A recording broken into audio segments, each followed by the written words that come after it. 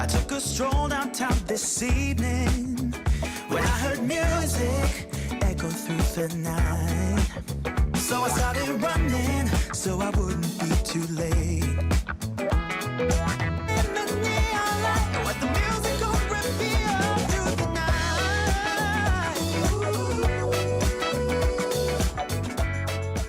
night. Welcome everyone to Coaching in Session. My name is Michael Rearden and I'll be your mindset coach today.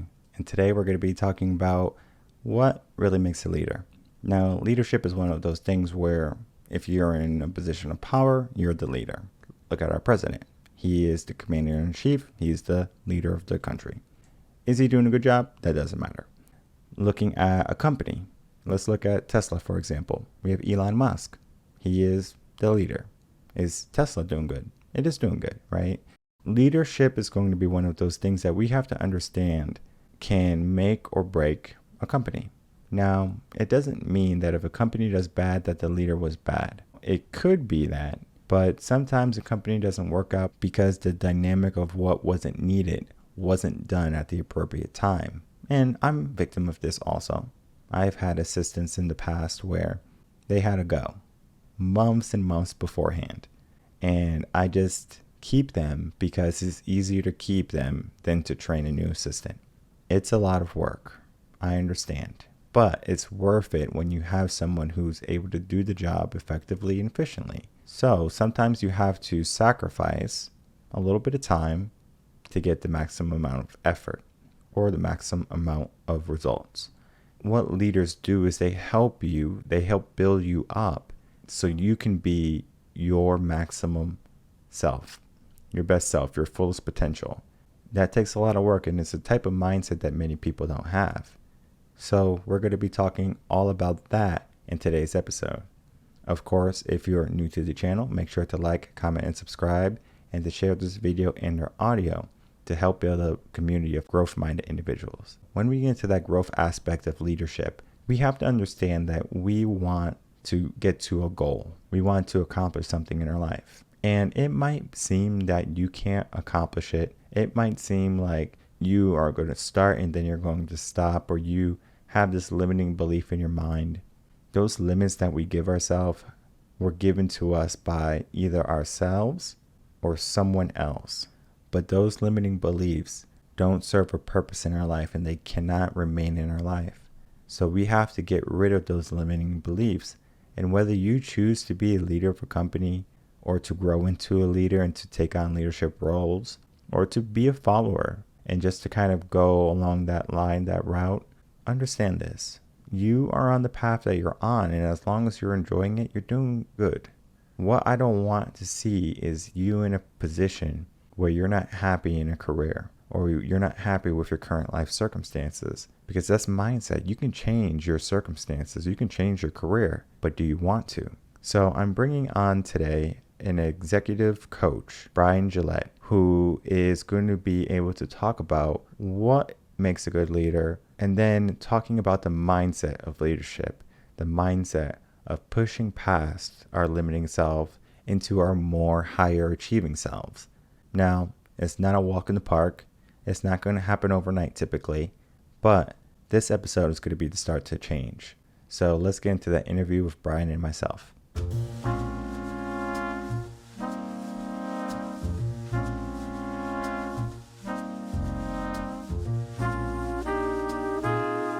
Welcome, Bryan Gillette, to Coaching in Session. How are you doing today? I'm doing well, Michael. Nice to see you. Oh, of course. So today I have you on. You're an executive coach. Can you elaborate on what an executive coach does and how you help the world? I'd be more than happy to. So executive coaches do a whole lot of things, but mainly what I focus on is working with leaders, generally leaders that are pretty strong at what they do, and helping them identify some of their strengths, some of their potential derailers, helping them be just a little bit more effective as leaders. And sometimes I'm asked to bring in and coach somebody who is not a really good leader, and they want to try to coach the person out of a problem. And I say that's generally not going to work, especially if the person doesn't want to work with an executive coach. Mhm. So often I'm working with the leaders and, go through a number of assessments to help them kind of see where they are, where they're strong, and where they can take it to the next level. And the assessments will help you understand where they're weak or where they need some backup. And then they kind of come to you and they just listen to what you have to say, saying, all right, you're weak in this area. Let's do these activities to make you stronger in this area. Well, and it's less about kind of weak in this area, because there may be times when they have a certain skill, maybe they're very passionate about something, and they've got a strong heart, they really care about somebody, and that skill's very important at times of being a leader. But it also can come across different ways. It can come across negatively, as it can come across as somebody being soft, come across as somebody not being driven enough. So part of what I want to be able to do is show them, here is how you come across as a leader. This is where you may be really driven, and driven can be a great component at times, but it can also have its drawbacks. So part of it is being able to show, here's your general kind of personality, your general leadership styles. And this is when it could be good in a situation. This is when it may not be good. And an example I often use, I do something called DISC, which is looks at 4 different styles of leadership. And there's other ones that I use. And one of them, somebody could be very driven. It's like, we are going to go this way. And this is, they may not be getting a bunch of people on board. And another style may be more compassionate and want to collaborate on things. And if everybody is in a room and there's a fire in the room, you probably don't want to spend a lot of time collaborating on which door should I go out. You want that person who's very driven and say, we're going out that door, follow me, let's go, as opposed to somebody that sits in the room and said, hey, should we go out this door or should we go out that door? You need speed at a certain time. A lot of times I'll do, if you're doing brainstorming with somebody, you want that person who can come up with the wild and crazy ideas. You don't want to evaluate those ideas. You don't want the analytical person coming in yet. Later you can get that analytical person. And so it's being able to leverage your skills, know where you're really strong, know where you might not bring certain skills and where you may need to develop a little bit. But it's also being able to know, in this situation, I need to bring more of a certain skill. I've done a lot of acquisition work where I've acquired, a bunch of companies kind of with the organizations that I've been. And I'm involved in I've been involved in the due diligence and then the integration. And at times you need somebody who can just really understand people's concerns, their changes, because they've just found out they're getting bought by a company. And you need that person with a heart that can just listen and acknowledge. And then there are those times where it's like, hey, we need to get stuff done. Let's move. So you need to be able to balance out those different aspects of leadership. I just came out with a blog probably some weeks ago at this point, and it's called Followers and Leaders. And leadership was always something that I was interested in, especially in the growing phase of my business. I believe it was like 2018, 2019. I was really diving deep into leadership because I was asking myself, what makes a good and effective leader? And I was thinking in my head, it's like, well, one day I'm going to be the boss and I'm going to have people under me. How can I be a boss that people are not going to look at and say, oh, this guy's a jerk, or I don't want to work for this company, things like that. And it's not so much of me being self-conscious. It's just me kind of going along with the idea of what I wanted from my company. I wanted my company to represent something that I would purchase, something that I wanted to be a part of. I wanted to be a part of a community also. So everything that I do within this company is exactly what I would want in a company. So I look at the company as, would I purchase this? I, meaning me. And I mean, I'm maybe picky, but I do like things a certain way. Leadership, being a follower, I mean, we can go so many different roads. If we can, let's dissect it little bit by little bit. Let's just start. What makes a good leader, really? There's 2 of us on this conversation. I think if we were to both define a good leader, we'd probably get 3 different answers. And I don't think I could give you a great answer. It's like, this is exactly what follows a good leader. Because you look at somebody like an Elon Musk, who, if you've read anything about him or you know much about him, people could say, I would hate to work with him. And then there are some people, it's like, I would love to work with him. Steve Jobs of Apple. There are some people that loved working with him, but he was a tyrant. He was a perfectionist and he constantly drove, and he was really hard. But people loved what the outcome is. And so, you have to understand that there's so many different avenues of leadership. I was with a group of about 15 or 20 consultants a couple months ago. And we had brought 3 leaders in, 2 CEOs, and then one of the head of HR who was talking about her CEO. And we were just hearing from the 3 of them at different times about what great leadership looks like. And all 3 of them were very different. One of them just had this amazing heart, had this high EQ, was the type of guy that you would say, I would work for him in a heartbeat. And then the other 2 were people that it's like, oh, I don't think I'd want to work with those 2 people. And what was interesting is when you look at their companies, one of them, the guy that everybody wanted to work for, his company on most metrics, most financial kind of view of them in the society is negative. Their stock had tanked. Financially, they were in bad shape. They'd been through a bankruptcy. The view from the public was extremely negative. You just rarely hear good things about this organization. He would be, the type of CEO we'd love to work for, just very heartfelt. The other 2 were much more driven, probably very low EQ, but in most major measurements, if you look at financial measurements, if you look at success of their product, if you look at kind of their perception in the community, or in kind of both of them were nationally known, internationally known, I would say, they were highly successful. So, it gets me thinking there's no right or wrong answer to what leadership is. Mm-hmm.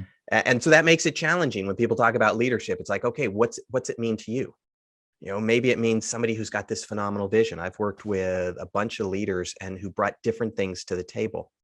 At the end of the day, I think it's the leader that knows what the organization needs and knows what the people in that organization need in order to get to where they need to get, and can adjust their style. I mean, it goes back to the example I used earlier about, if there's a fire in the room, sometimes you need that leader that says, we're going out that door and go now.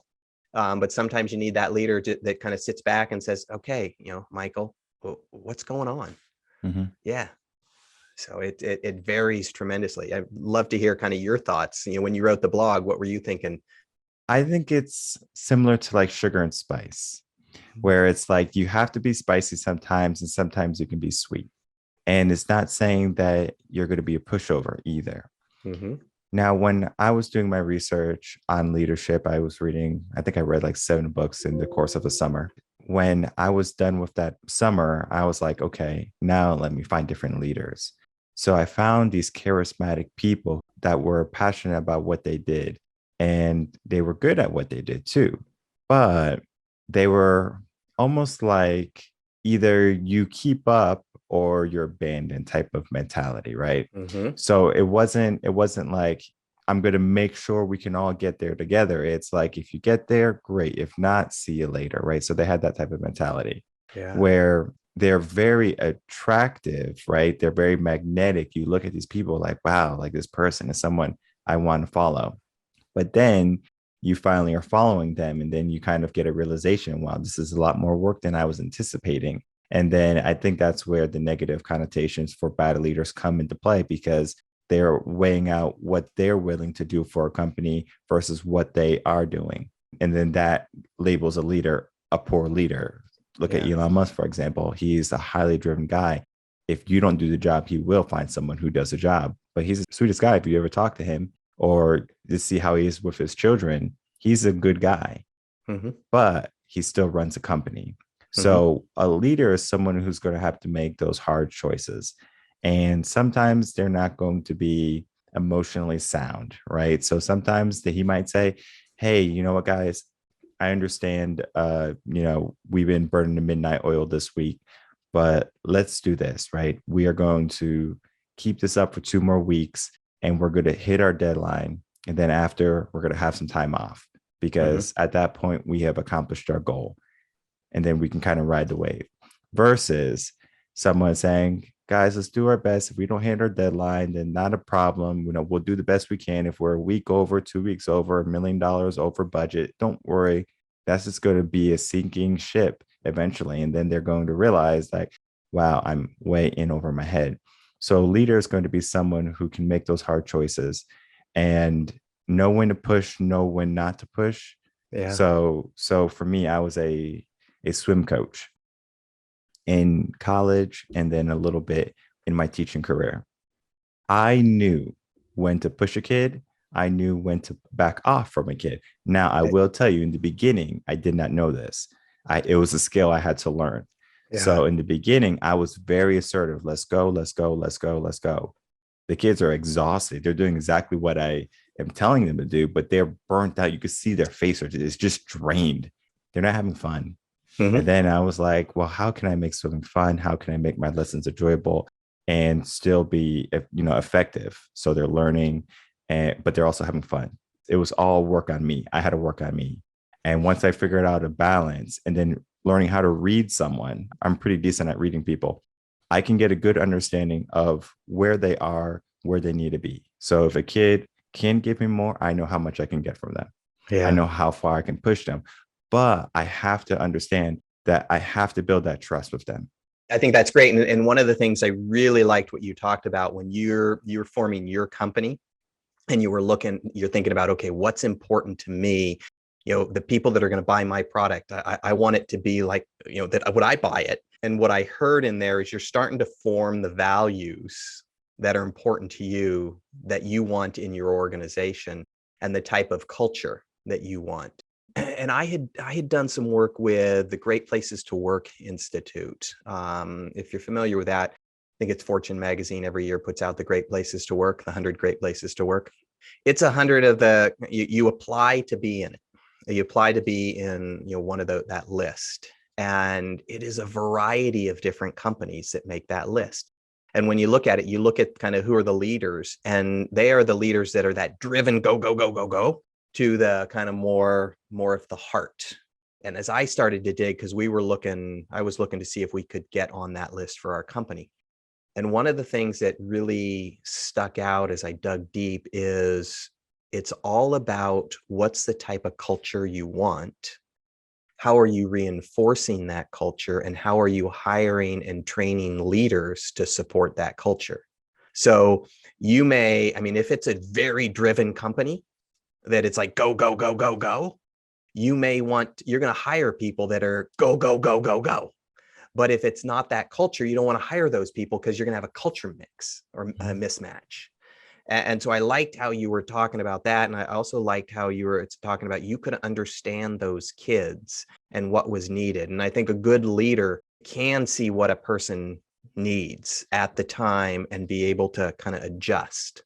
So I often find, and I have a degree in organizational studies. I have my MBA, and I spend a fair amount of time talking about leadership. And I have my undergraduate also another degree in communications. And people ask, well, what's good communications? And I can't clearly define what a good communicator is, what a good leader is, because it's so broad. So we can look at characteristics, and we can look at situations of, in this situation, this is the type of leader we would need.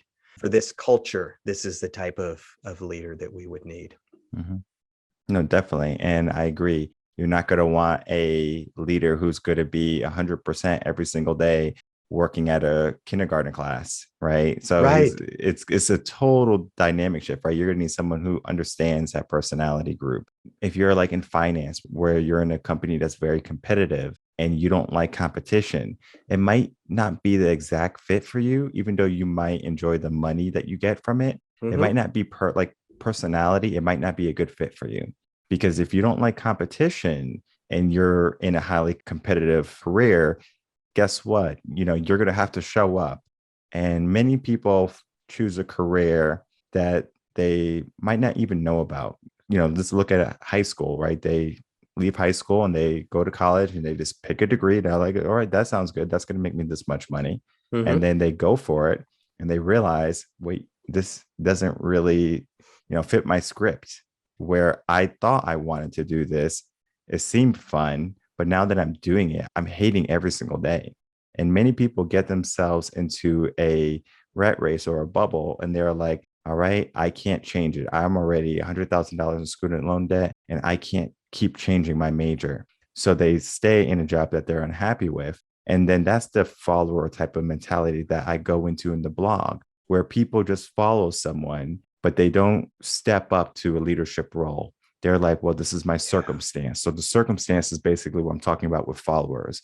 They don't create more meaning in their career or what they do or what they will do. They simply follow because it's the easiest option. Michael, it reminds me kind of a long time ago in college, I was dating this one woman and I was talking to her mom, and her mom was a nurse. She'd been a nurse all her life. She was going to be a nurse the rest of her life, but she hated nursing. She just hated her job. She hated where she was at. And she was living in a place where there was one hospital. So there was one opportunity. I just saw how miserable she was, that she didn't feel like she could go do something different. And it would be hard for her to do different. I mean, she could, but it was going to be extremely hard for somebody to change in the middle, I would say toward the end of her career and do something completely different. And I thought to myself, I'm getting ready to come out of college. I thought, I never want to be in that position where if I hate what I'm doing so much, I couldn't go and do something different. Now, granted, there are times in your job where it's like, I just don't enjoy what I'm doing. And that happens. If that's happening every day, day after day after day after day for a long period of time, it's time to kind of look internally and say, okay, what can I do differently? But there are going to be those days that I just don't enjoy it. You don't want to run from that. But I always thought I never want to be in that position where if I hate so much what I'm doing, that I couldn't move and do something different. And so I always looked at, how do I position myself so I'm not in that position? And you get a little bit back to leadership. One of the things I talk to kids coming out of college when they're thinking about, okay, what company should I work for? Should it be a large company, a small company? And often the first thing I'll tell them is, I said, find a leader that you want to work for and that will pay attention to you and help grow you. I don't care if it's a small or a big company. There's benefits to both, but find that leader that is going to pay attention to you and kind of help you grow, and just hang on to them and stay with them as long as you can. Because if they're that good, they're going to rise and they'll probably take you with them. And then there may get to a point where you've learned what you've needed to learn. It's time for you to go somewhere else. But that, I think, is, the most important thing. If you've probably heard the saying, people join companies, they leave managers or leave leaders. Yeah. We join a company, it's like, oh, I want to work with Tesla, or I want to work at Apple, or I want to work, fill in the blank. And we think it's a great thing. And then we get, this leader we don't like. It's like, oh, I'm out of here. No, you brought up a very good point. And then I want to actually touch base on mindset. You said something that many people will just pass over if I don't make it relevant. Mm-hmm. At some point in our life, we're going to have an epiphany. It can happen when you're younger. It can happen when you're older. It just depends. You might have to get some therapy or some coaching to kind of dig it out of you and say, oh yeah, I remember this happened. And then okay, great. Now we know what you're supposed to be doing in life. You said that you had the epiphany when you were talking to your former ex-girlfriend. Her mom said, or she's miserable being a nurse. And you said, I don't want this. Mm-hmm. I don't want this.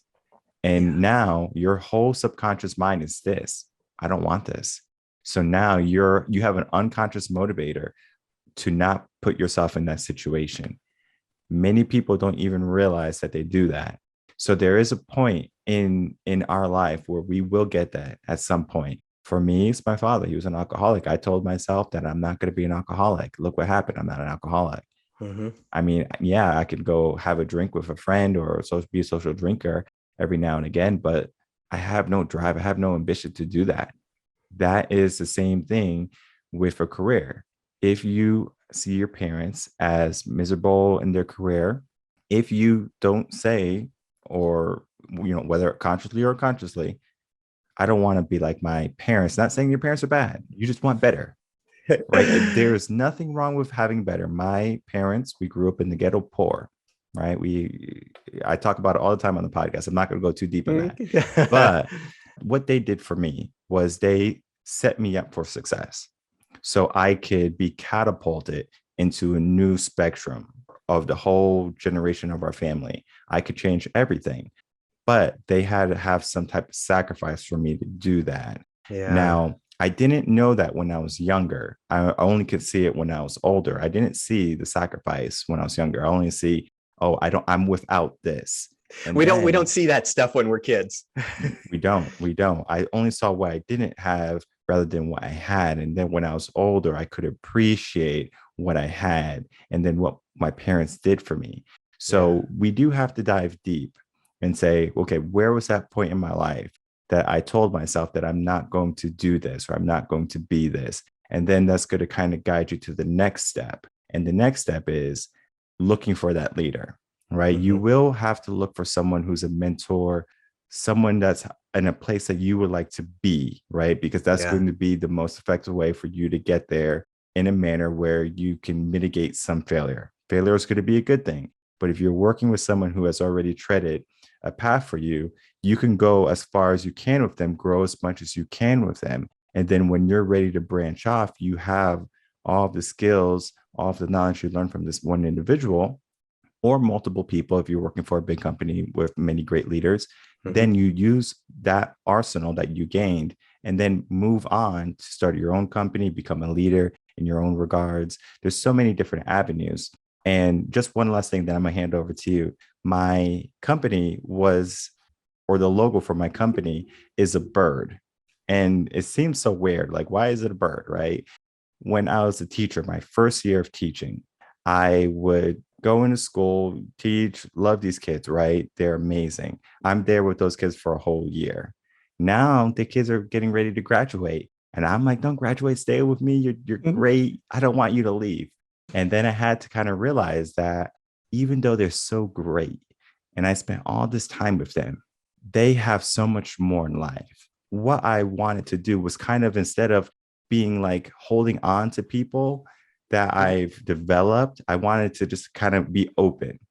And Yeah. similar to how like a bird can just fly away or it can stay, right? So a bird has wings, it can fly if it wants to, or it can stay and hang out, right? Eventually the bird will leave the nest and fly away. So that's why I did the image of a bird. So I am teaching you, I'm helping you become a leader and become a critical thinker. And then when you're ready and you feel like I have enough already, I feel Yeah. like I can fly and I can reach new heights now. And I say, go for it. I love that. I look at that. I'm a dad. I have two boys. They're 13 and 15. And as our 15, he's a freshman in high school. And, in a very short amount of time, he's going to be going off to college and then he's going to be moving out. And it's going to be hard. My wife and I talk about this all the time, but our job, and it sounds like that's what your job as a teacher is. Our job is to prepare them so they can successfully fly out of the nest.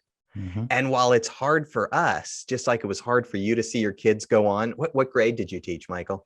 I taught K to 12, so I did music. Okay. So I did everything. Yeah. And so it's like, it's going to be so hard to see the kids move out, but that's kind of our job. I love the concept of mindset, which you were talking about. And there are those people that kind of look at like, I will let kind of fate drive where I'm going. Mhm. And I don't subscribe to that.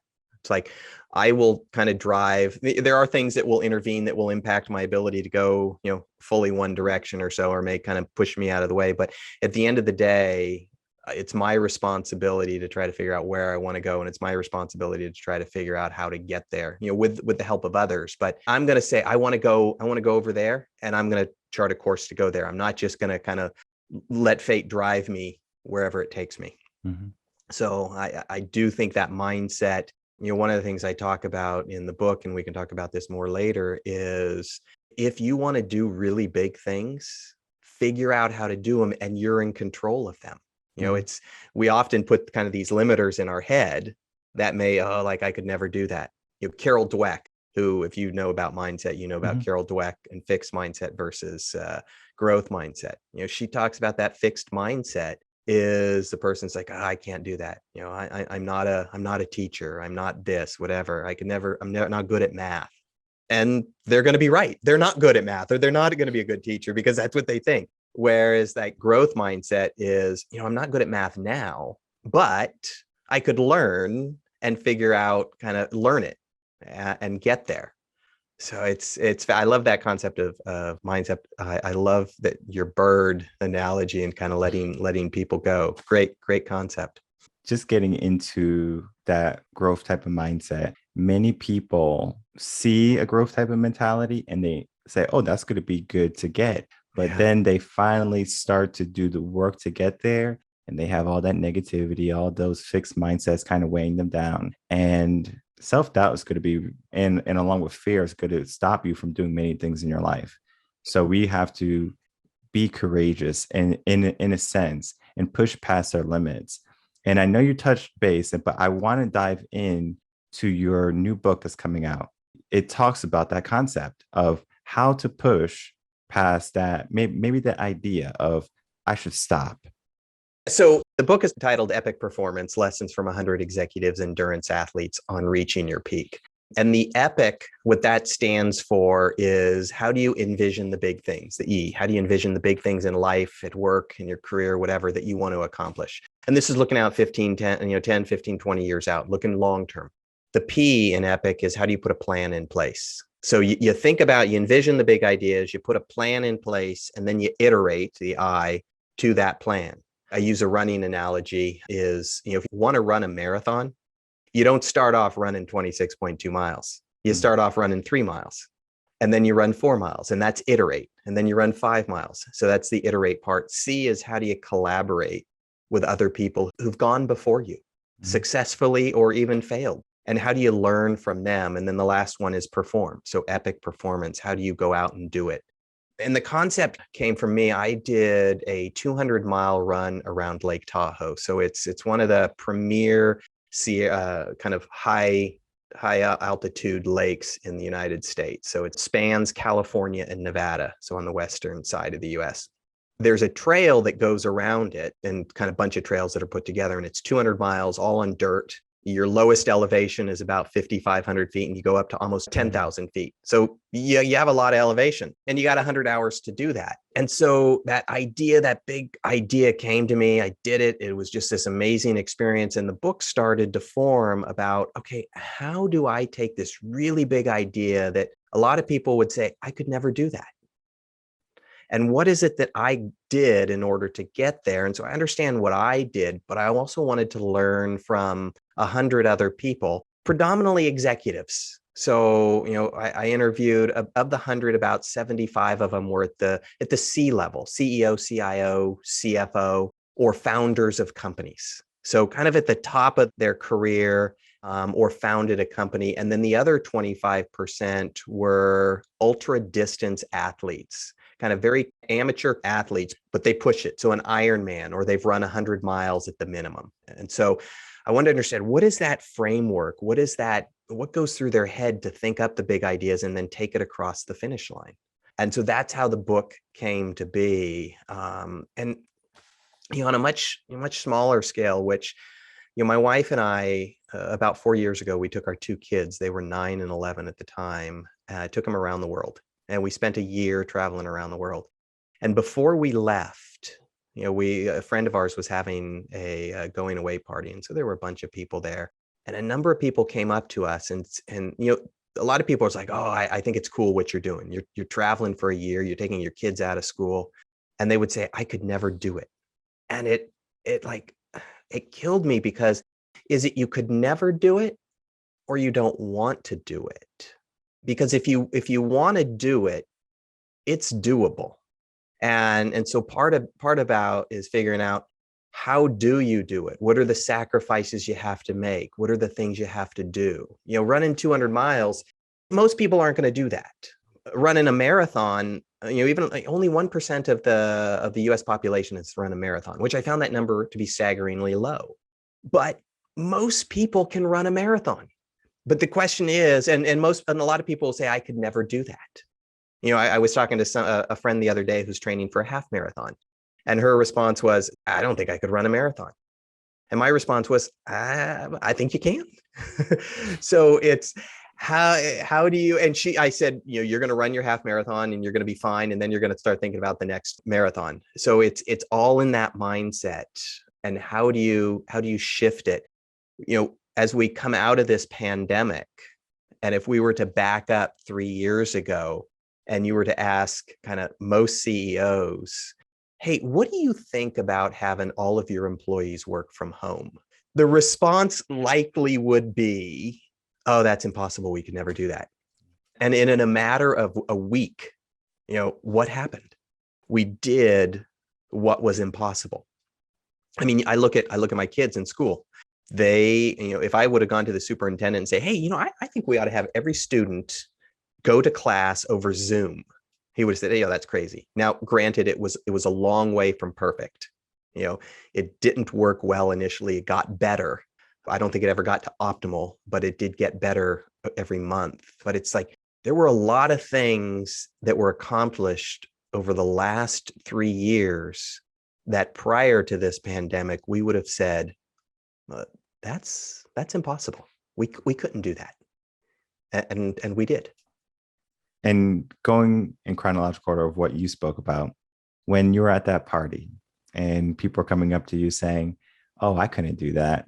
My brain as a mindset coach is saying, it's not that you can't do it. It's just that you never thought about it. Because many times people will think about something that's new to them and they go, oh, I can't do that automatically. It's just like a reflex for them, for the brain saying, wait, the reason why we didn't do it is because it's going to be a lot of energy. So we're not trying to use a lot of energy. So we don't do it.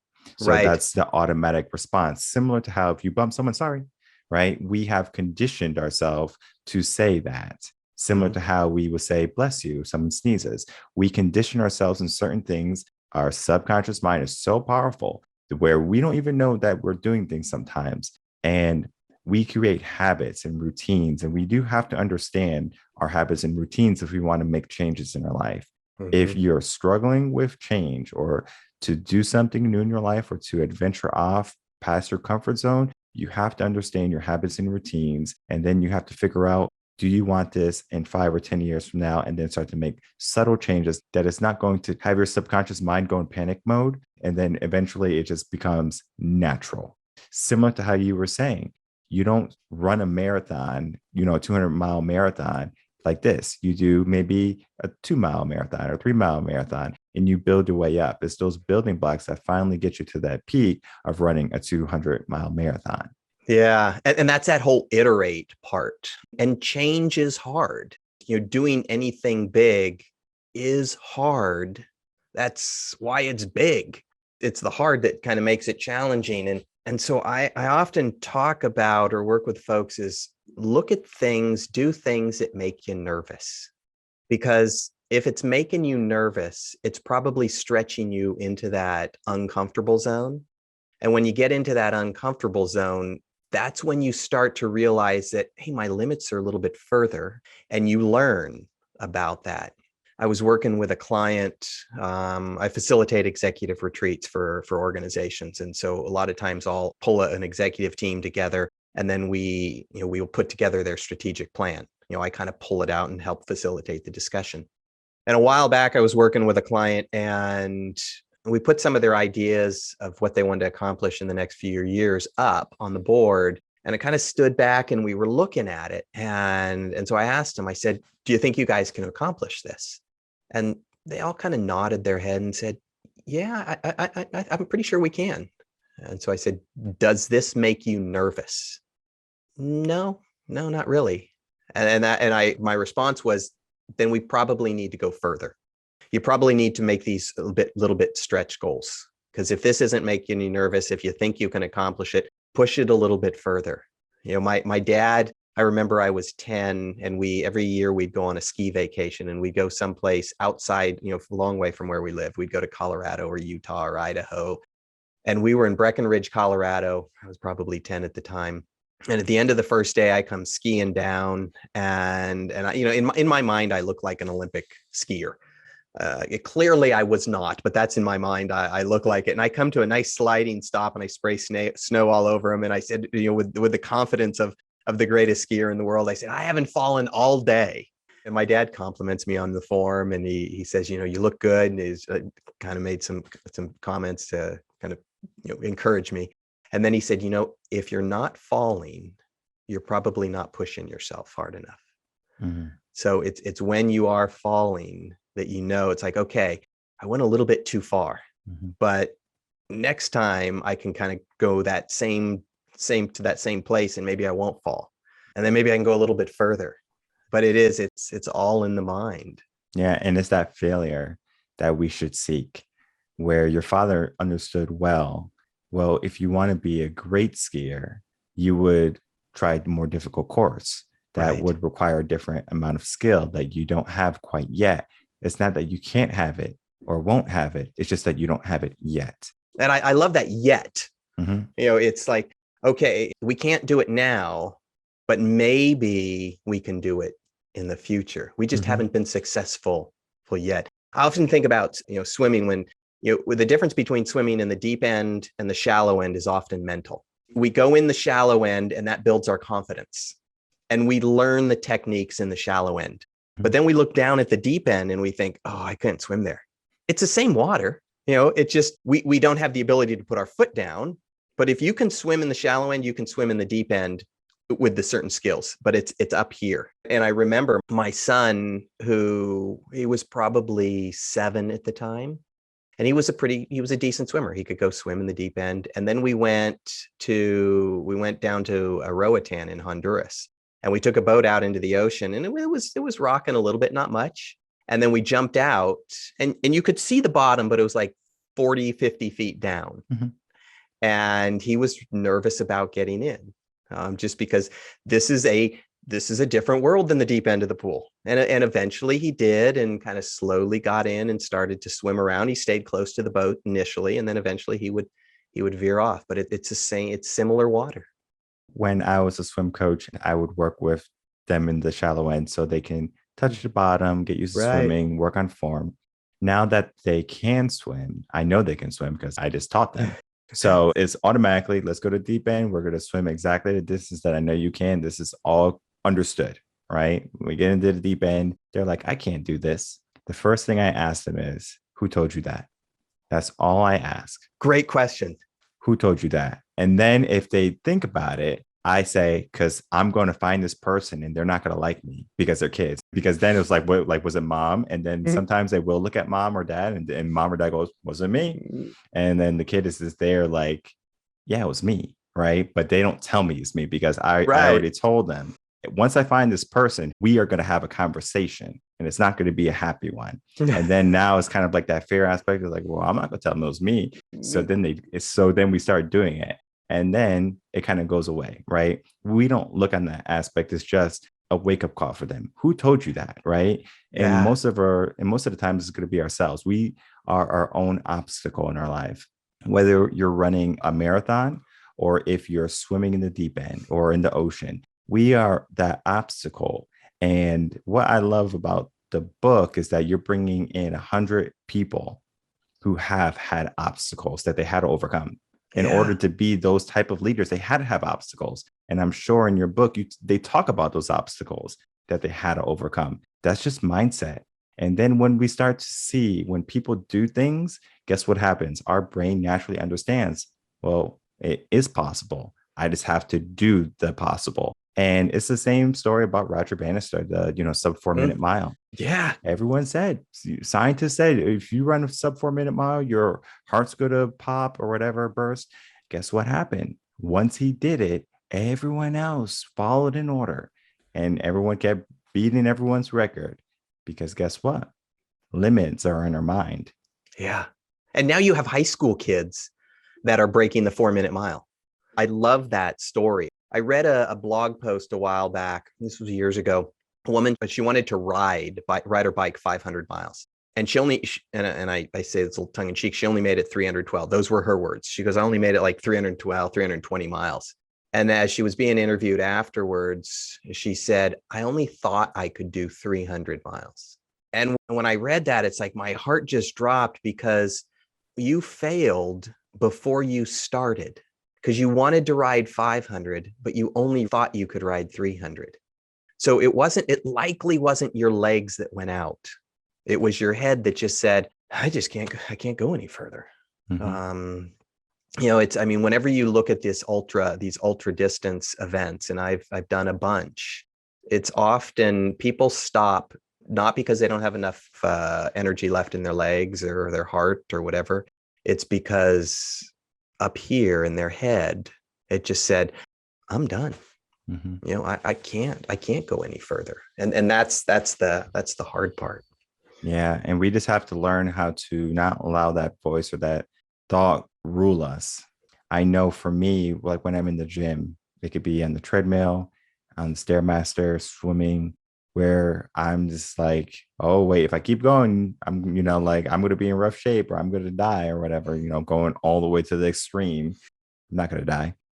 But my brain doesn't know, right? It's that fight or flight type of thing, or your heart is just racing so much. And eventually you get used to it. But for me in the gym, what I do is I understand how to grow muscle. I know how to lose weight, et cetera, et cetera. So if I give myself a goal to do something, it's easy for me. Now, when I'm in the gym, sometimes let's say I'm doing some curls, just some bicep curls. And the typical set for me in the typical amount of reps is going to be about 4 sets, 12 reps. Now, sometimes I will get to 12 and I'm doing like a heavy weight. And I'm like, okay, I got 12 pretty easy. Do I stay at this weight or do I go up? Right. But then I'm thinking in my head, if I go to this heavier weight, I might not be able to get all 12. Well, that's a good thing because that Yeah. means I failed to get my 12. And then now my muscles or my brain automatically knows this guy is a crazy son of a bee. So Yeah. I'm going to make him stronger so he can get his 12. And the brain is going to give you what it needs or what the body needs. So if you demand quality, the body will show up in turn with quality. And the same thing is with business. The same thing is with your personal life, everything. If you want something in your life and you say, there's no other ultimatum, I'm going for this, whether my body likes it or not, or my brain likes it or not, positive or negative, it doesn't matter. I'm going for this. And eventually your brain believes it. It's like, yeah, he's going to do it regardless. So we might as well give him the tools to get it done. Yeah. And you know what? Your brain is designed to shut the body down before it does any long-term damage. Mm-hmm. I mean, that's one of the big functions of the brain is if it thinks, okay, this is going to do some long-term damage, we need to start shutting things down. And I remember I had a panic attack once, and I had so many things going on in my head and kind of in my life at the time that were negative. I was speaking in front of a large group, and all of a sudden I had a panic attack, and it's the weirdest feeling. And what was going on, my brain was saying, hey, you have stressed your body and mind out too much. And by what you're doing now, it's just, we've gone over that limit. And so I'm going to start shutting things down for you. Mm-hmm. And so I had to go off the stage. And what I've learned, what I learned that was years ago is, all right, how do I manage that?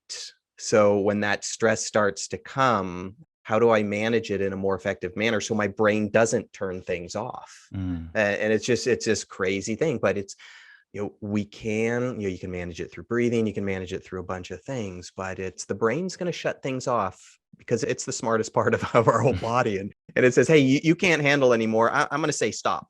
Mm-hmm. And you look at any ultra distance athlete, when they stop, it's generally because the brain said, hey, I think you're done. There's so much to mindset. There's so much to being a leader, being an effective leader, to pushing ourselves each and every day, because our journey is going to be unique. And my journey is not the same as your journey. And I'm not here to bash anyone's journey because it is your own journey, because you have to understand, just because someone else has accomplished something great in their life, it doesn't mean you can't accomplish the same or better, Right. No matter your circumstances. You hear about stories all the time from people growing up in rags and then all the way to riches. It's possible. We just have to deem it a necessity in our life, where similar to how you saw that nurse, your ex-girlfriend's mother, the nurse, Right. you said, I don't want this. And you showed up. You didn't have it. You chose something more. So we have to start to ask ourselves a very powerful questions. What do we want in our life? And what will we do to get it? And I think what we talked about is exactly that, right? It's telling you your mindset, finding mentors, leaders that are going to help you. And the book that you have coming out, this is going to be a huge asset or a tool for anyone to utilize to help them understand or get their mindset kind of turning in that direction of it is possible. I just have to do the work. And if you don't know how to do the work right now, that's fine, right? I understand that. Get yourself a mentor, get yourself a coach. That's why Coaching in Session, we bring on all these wonderful coaches to talk about the work they do, and they can help you get to that next level. They can determine where you are and get you where you need to be, right? So that's the whole goal. We want you to be better. We want you to get to that place. You just have to take that first step.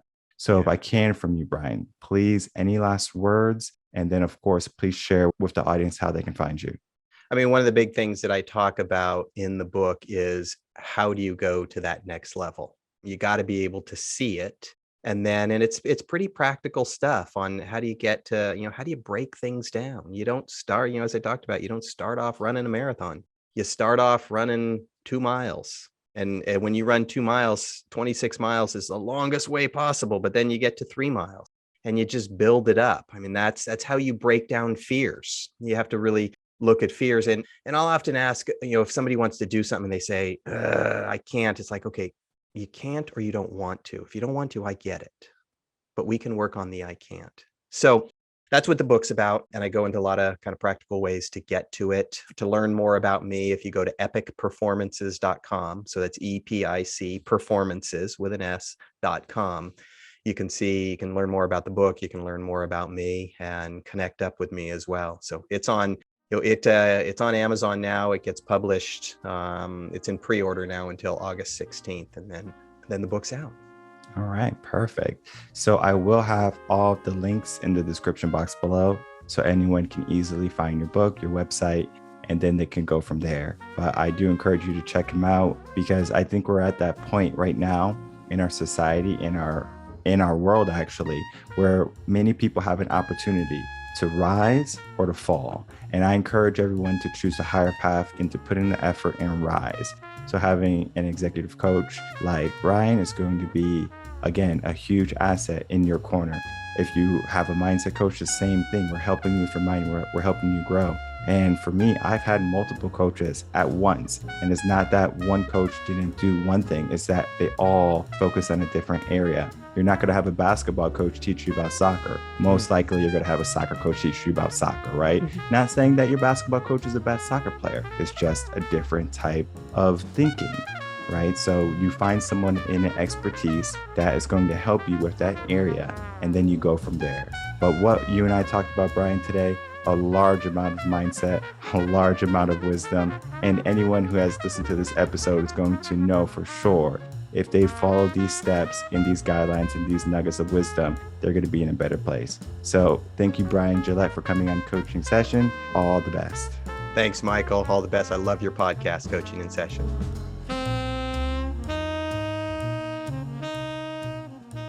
All right, everyone. Thank you so much for watching and listening to this episode. Huge thank you again to my guest, Bryan Gillette. He's an executive coach again, and all his links are going to be in the description box one last time for you to check them out. When I bring on coaches, they are going to be bringing something of value to you, and I want you to take that and I want you to run with it, because the more nuggets you get, eventually you're going to form a gold bar, and that's going to bring about a good amount of wealth for you. You might think, well, I'm talking about this coach, and then I talk to this coach, and which coach is going to be effective? You take a little bit from everyone. Similar to how when you grew up, you had multiple teachers, especially in high school. You go to different classes. The bell rings, you go to a different teacher. Not so much like in elementary school where they are going to be teaching multiple subjects with one teacher. We are going to differentiate who we learn from. That is going to make learning more effective. That's why high school does it. That's why college does it. Because you're always going to be able to find someone who thinks in a certain way, in a different way, in a more powerful way perhaps. Or it could be in a way that's more aligned with your personality, your beliefs, your values. And then you can say, wow, what he said resonated with me. That is what we're looking for. To resonate and to shake who you are, so you can begin to shed the shell of who you were and make room to grow into the person that you were always meant to be. I encourage you to take the road of leadership. I encourage you to find what you wanted to do in life. And whether that is to check out Bryan, read his book, and gain some understanding of what needs to be done, or perhaps you decide to get a coach, mindset coach. Head over to revenconcepts.com, and then you do that also.